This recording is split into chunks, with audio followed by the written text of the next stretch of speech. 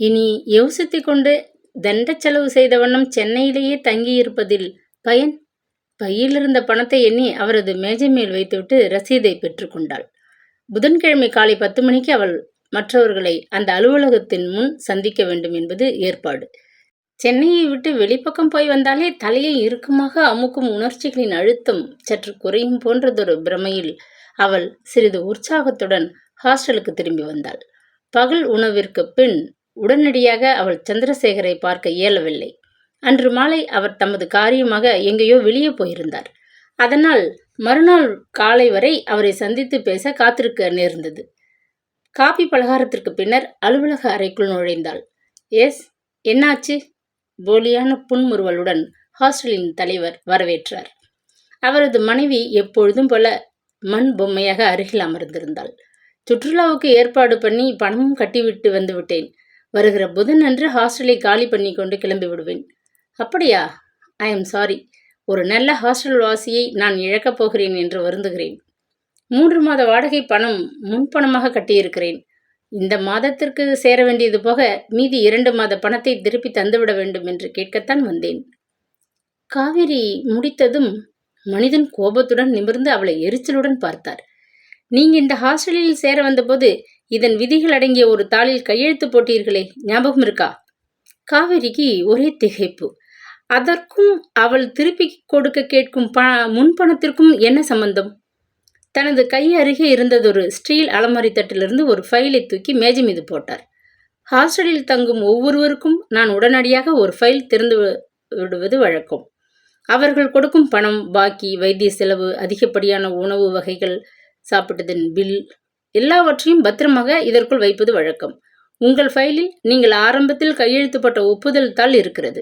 அதை படித்து பாருங்கள். அதிகாரமான குரலில் அதட்டினார். காவேரி அவசரமாக ஃபைலை திறந்து அந்த தாளை எடுத்து படித்தாள். அவளுக்கு தலை சுற்றியது. குறைந்தபட்சம் ஒரு 6 மாதமாவது அந்த ஹாஸ்டலில் தொடர்ந்து தங்குவேன் என்றும், அப்படி அவசரமாக வெளியேற நேரிட்டால் அதற்குண்டான தொகையை கட்டிவிட ஒப்புக்கொள்கிறேன் என்றும் பொடி எழுத்திலே அச்சாகியிருந்த கடைசி வரிகளை அவள் ஏன் அன்று அங்கே வந்த முதல் நாள் சரிவர படிக்கவில்லை? இடம் கிடைத்தால் போதும் என்கிற அவசரத்தில் ஏற்பட்ட அசட்டையா? தனது தூக்கு தண்டனைக்கு தானே கையெழுத்து போடுவது போல அதில் கையெழுத்து போட்டு நன்றாக மாட்டிக்கொண்டிருக்கிறாளே. அப்படின்னா நான் கொடுத்த பணத்தை திருப்பி தரமாட்டீங்கன்னு சொல்றீங்களா? துன்பத்தை விழுங்கி கொண்டு திகிலுடன் கேட்டாள். நீங்க இங்கே வந்து தங்க ஆரம்பித்து 1.5 மாதம்தான் ஆகிறது. 3 மாதத்துக்குத்தான் முன்பணம் கொடுத்துருக்கீங்க. இந்த மாதத்தின் கடைசியில் தான் பில் தயாராகும். இன்னும் 2 மாதங்களுக்காவது நீங்கள் பணத்தை கட்டிவிட்டுத்தான் இங்கிருந்து போக முடியும். உதட்டை கடித்துக்கொண்டு தன் உணர்ச்சிகளை அடக்கி கொள்ள தரையை பார்த்தாள் காவேரி. அப்படியே செய்கிறேன் சார். உங்ககிட்ட நான் கொடுத்த அந்த பிளாஸ்டிக் பையை கொடுங்கள். அதில் என் பாஸ்போர்ட்டும் மற்ற முக்கிய கடிதங்களும் இருக்கும். அதில் என் கழுத்து சங்கிலியையும் ஒரு சிறு தங்க மோதிரத்தையும் வச்சிருக்கேன். அவைகளை விற்றாவது உங்கள் கடனை முடிக்க முடியாது. அவள் பரிதாபமாக அவரை பார்த்தாள். உங்களை நம்பி நான் அவைகளை தர முடியாது. உங்கள் அறையில் இருந்த உங்கள் பெட்டியையும் எடுத்து வைக்க ஏற்பாடு செய்து விட்டேன். முதலில் பணத்தை கொண்டு வந்து கட்டிவிட்டு அவைகளை வாங்கி கொண்டு போகலாம். கடுமையாக கோபமாக பேசினார் சந்திரசேகர். சங்கிலியையும் மோதிரத்தையும் வேண்டுமானால் எடுத்துக்கொள்ளட்டும். பாஸ்போர்ட் இல்லாவிட்டால் அவள் என்ன செய்வாள்? தாமோதரன் சொல்லியிருக்கிறாரே, வெளியூரில் பயணப்படுகிறவர்கள் காசு பணத்தையோ நகையோ பறிகொடுக்கலாம், அக்கறை இல்லை. ஆனால் பாஸ்போர்ட் உயிர் போல பாதுகாக்கணும். உயிர் போன்ற பொருளை சந்திரசேகரனை நம்பி, சூழ்ச்சிக்காரனை நம்பி கொடுத்தது எத்தனை தவறு! இப்பொழுது அவள் என்ன செய்வாள்? மூதாதையர் பிறந்த மண் என்று தாய்நாட்டை மிகவும் நம்பிக்கொண்டு பல எதிர்பார்ப்புகளுடன் அவள் தனியே பயணப்பட்டு வந்தது எத்தனை பெரிய தவறு! சந்திரசேகர் இவ்வளவு மட்டமான ஒரு மனிதனா? பிளாஸ்டிக் பையில் தங்க சங்கிலியுடன் ஒரு தங்க வளையலையும் மோதிரத்தையும் போட்டு வைத்திருந்தாளே. சற்றென்று தோல்பையை திறந்து ஒரு சிறு தடுப்புக்குள் மடித்து வைத்திருந்த குறிப்பு கடிதத்தை எடுத்து பார்த்தாள். சார், நான் சொல்வதை கொஞ்சம் கேளுங்கள். அந்த பிளாஸ்டிக் பையை எடுத்து திறந்து அதில் உள்ள சங்கிலி, வளையல், மோதிரம் எல்லாவற்றையும் எடுத்துக்கொண்டு என்னுடன் கூடவே ஒரு நகை கடைக்கு வாருங்கள்.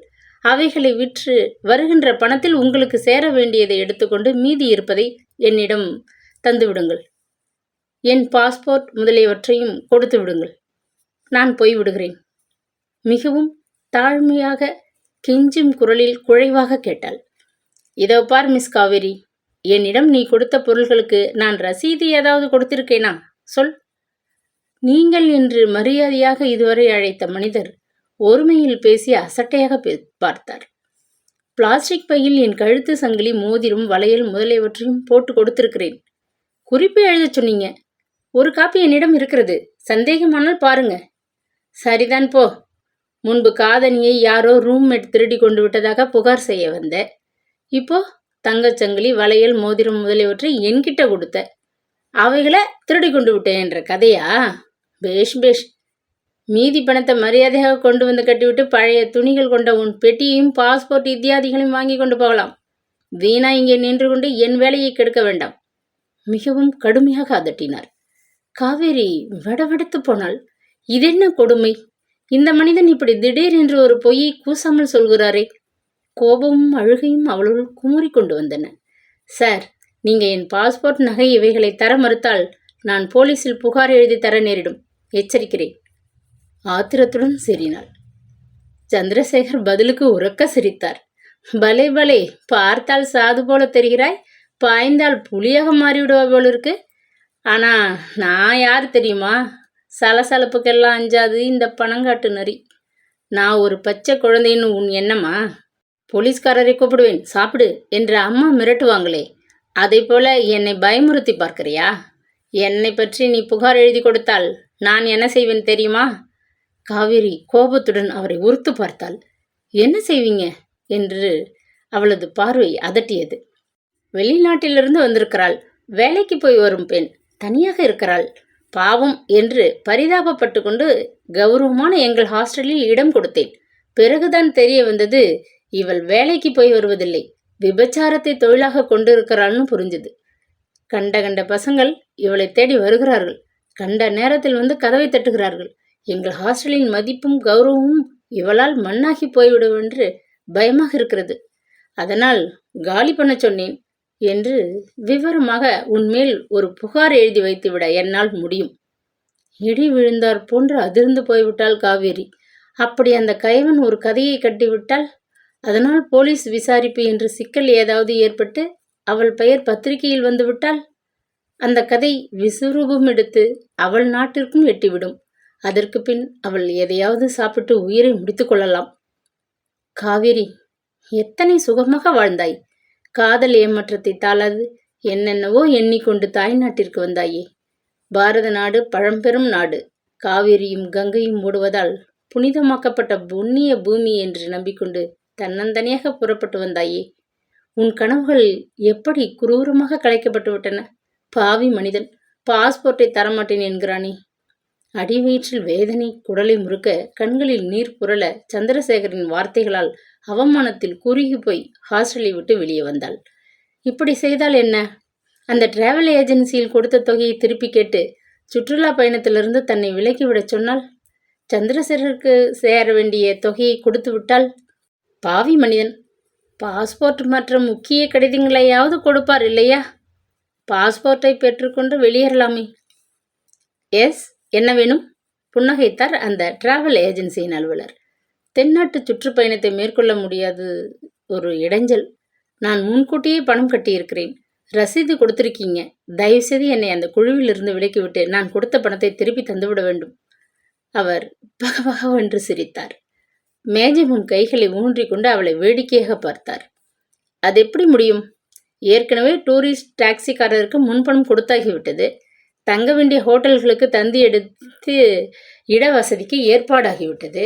நீங்கள் கையெழுத்து போட்ட அந்த தாளின் நகலை நன்றாக படித்து பாருங்கள். திடீரென்று பயணம் ரத்தாகிவிட்டால் அதற்காக கட்டிய முன்பணத்தை பயணிகள் இழக்க நேரிடும் என்று இருக்கிறதே. தன் தோள்பையில் இருந்த அந்த நகலை எடுத்து பார்த்தாள். அவர் சொன்னபடிதான் இருந்தது. காவேரிக்கு இப்படியா ஒரு அவசரம்? ஹாஸ்டலில் சேரும்போது விதிமுறைகள் அடங்கிய விண்ணப்ப காகிதத்தை நன்றாக ஆற அமர படிக்காது அவசரப்பட்டு கையெழுத்து போட்டு வசமாக மாட்டிக்கொண்டு விட்டாள். இப்பொழுது இரண்டாவது முறையாக சுற்றுப்பயணத்தில் சேர விரும்பி கையெழுத்திட்ட தாளையும் சரிவர படிக்கவில்லை. இவள் ஒரு படித்த பெண், வெளிநாட்டிலிருந்து வருகிறவள், விஷயம் தெரிந்தவள் என்று யாராவது சொன்னால் நம்புவார்களா? அத்தனை ஒரு 10ஆம் பசலித்தனமாக மனதில் ஏற்பட்ட சஞ்சலங்கள் காரணமாக புத்தி குழம்பி போய் தானே இந்த சிக்கலில் அகப்பட்டு கொண்டுட்டு இருக்கிறாளே. ஐயோ சார், ஏதாவது ஒரு பகுதியை பிடித்துக்கொண்டு மீதி பணத்தை கொடுக்க முயற்சி செய்யுங்கள். ஊரிலிருந்து பணம் வருவதற்குள் நான் ரொம்ப திண்டாடி போய் விடுவேன். I am very sorry madam. எல்லோருக்கும் அனுசரிக்கும் விதிமுறை இது. உங்களுக்காக அதை நான் எப்படி மாற்ற முடியும்? உங்களை நம்பி ட்ரங்காலில் ஹோட்டலில் இடம் புக் செய்திருக்கிறோம். அதனால் ஏற்படும் நஷ்டத்திற்கு யார் பொறுப்பாளி சொல்லுங்கோ? கையை விரித்தார் ஏஜென்ட். பசி வயிற்றை சுருட்டியது. மெல்ல நடந்து அங்கே இருந்த ஒரு உணவு விடுதிக்குள் சென்றாள். ஒரு தட்டு பூரியும் மசாலா உருளைக்கிழங்கும் காப்பியும் கொண்டு வர சொல்லிவிட்டு கைப்பையை திறந்து ஆராய்ந்தாள். சில 10 ரூபாய் நோட்டுகளும் கொஞ்சம் சில்லறையும் தான் மீதம் இருந்தன. பகீர் என்ற உணர்வில் பையன் கொண்டு வந்து மேஜை மேல் வைத்த பூரி தொண்டையை முள்ளாக குத்தியது. காபியை விழுங்கிவிட்டு வெளியே வரும் முன் பையனிடம் மெல்ல விசாரித்தாள். தங்குவதற்கு அருகில் ஏதாவது ஓட்டலில் அறை ஒன்று கிடைக்குமா? வாடகை எவ்வளவு இருக்கும்? பையன் அமுட்டு சிரிப்புடன் அவளை ஜாடை காட்டி அப்பால் வராந்தாவில் ஒரு மூளை அருகே அழைத்து சென்றான். எனக்கு தெரிஞ்ச ஒரு லாட்ஜ் இருக்கு, ரொம்ப தூரமில்லை என்றான். அங்கே ஒரு நாள் தங்க என்ன வாடகை கேட்பாங்கன்னு நினைக்கிறாய் என்று அவள் கேட்டதும் பையன் லேசாக சிரித்தான். நீங்க எதுக்கு வாடகை தரணும்? நான் அந்த லாட்ஜுக்கு ஃபோன் பண்ணி குப்புசாமி அண்ணனை வரவழைக்கிறேன். அதுவரை இங்கே ஒரு பக்கம் உட்கார்ந்துருங்க. குப்புசாமி அண்ணனா? இதென்ன விஷயம் புரியாதது போல கேட்குறீங்க? அம்மா, குப்புசாமி அண்ணன் தான் அந்த லாட்ஜில் ரூம் எடுத்து எல்லாம் பேசி முடிப்பார். உங்கள் ரேட் எல்லாத்தையும் கரெக்டாக சொல்லிட்டா சரியாக முடிச்சு கொடுப்பார். பிறகு உங்களுக்கு இஷ்டப்பட்டதை எனக்கு தரலாம். கொஞ்சம் கூட கூட குறைய இருந்தாலும் குத்தமில்லை. ஹிஹிஹி. பையன் பற்களை காட்டினான். காவேரி புரிந்து கொண்டாள். அட பாவி பயலே, தங்க இடம் வேணும் என்று விசாரித்தால் இவன் வேற வியாபாரத்தில் இறங்கிட்டானே. இதென்ன அக்கிரமம்?